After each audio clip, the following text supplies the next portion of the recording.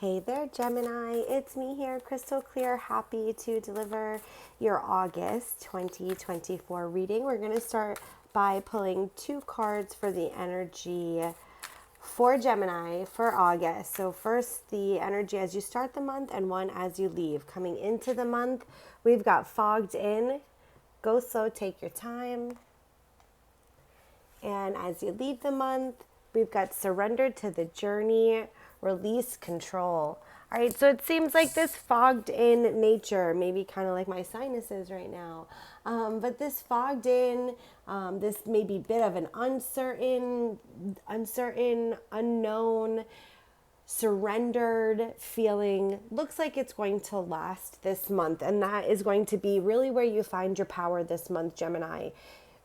You can sometimes be very intellectual, very logical. You can strategize really well. And to have this confused, unsure experience, while it might not be the most comfortable, I do feel, and we'll of course pull more tarot cards to get some further insight, but I do feel that as you go about this month, even though it might be confusing and uncertain, there is really some strong tools that you gain this month that just helps you grow more confident in your human experience and you as a person. So starting the month off, and honestly, look, we've got like two ships in both of these. So this one tells you to go slow. So as you're navigating the month and coming into the month, it's all about the journey. It's about the longevity. It's about pursuing forward. So make sure you're pacing yourself along the way and prioritizing your time as well as your practices. Make sure that you are taking care of your wellness and care of your physical self as you move forward. And then as we leave the month with surrendering to the journey, release control, I do feel that you get more confident and stronger this month, even if there is that fogginess and that confusion. And honestly, it's a Mercury retrograde month, so there's a lot of that confusion and surrender that's needed for everyone. But with that being said, like towards the end of the month, having surrendering to the journey, there is a strength that I feel you will find. So let's pull 4 tarot cards for Spirit's guidance throughout the weeks, each week this month. So there's that work in the mind for sure, starting us off with the 10 of Swords, the 10 of Mind. We've got more thoughts. This is all you, Gemini, wanting to think about things, but we've got the 2 of Swords there. Wow, we've got the 4 of Swords. Holy smokes, if this isn't Gemini's reading, I don't know what would be. Okay, and we've got the Emperor card, the card for will, vitality, and structure. This, wow, Gemini couldn't be more perfect for you, but also for this message that Spirit has been channeling through. These 3 cards, the 10, the 2, and the 4, I like the way that they present themselves, because I feel like even though you start the month fogged in, it's kind of like the end of a cycle for you, or that you are coming to the end of a cycle, and like the hardest parts are just about behind you. I would say maybe this first week of August, things can still feel a bit maybe turbulent or unsure, or that you're still fighting some thoughts that may not feel great.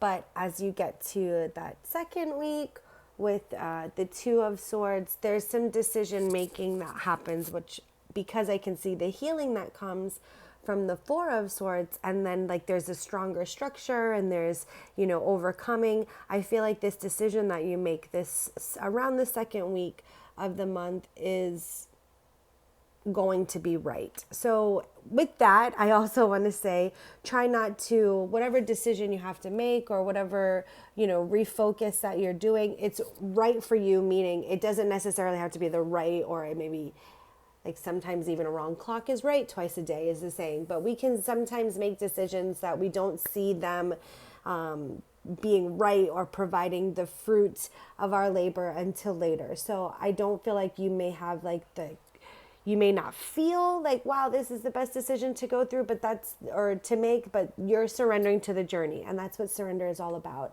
And I do feel like the work that you do with this decision, with the third week and the Four of Swords, this card is all about healing. And it's especially healing the mind.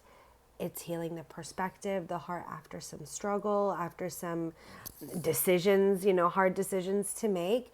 It is all about that rejuvenation, recuperation that's on the card. So I do feel that the decision that you decide to make regarding this situation, it can be about family or relationships, like intimate relationships, close relationships. I feel like it's likely more family. It doesn't feel work related. This feels like an internal, like an inner child healing, or healing some of your family traditions, dynamics growing up, making decisions for your own family, if you have your own family, or for yourself and your identity. Maybe you have a relationship that you share that's kind of going against the grain. So I feel like it's really like you're stepping into this higher self, or a path for yourself. So this is the Emperor card, and the Emperor card is like really setting the foundation for your belief system, how you do things, not necessarily whatever your family traditions are or what society says you need to do. I feel like this is a big month for you to realize, like, I'm stepping out in my newest self, my brighter colors, my more confident self, but I don't have anything to prove. Okay. And that's what the connect with your divine masculine. It's like, you don't have anything to prove. It doesn't really matter what people think about it, even though it does, because I do feel that you're sensitive to that, especially if you're feeling the adversity and other people's opinions being different than yours, and you knowing that you're pretty much going against the grain to make this decision, but it's true to you. So it brings that bit of relief. I'm sure that this is not necessarily an easy task for you, and it's deeply meaningful, but you don't have anything to prove there. And the proof's in the pudding. It's in the peace that you feel. And I do feel that by the end of this month, that surrender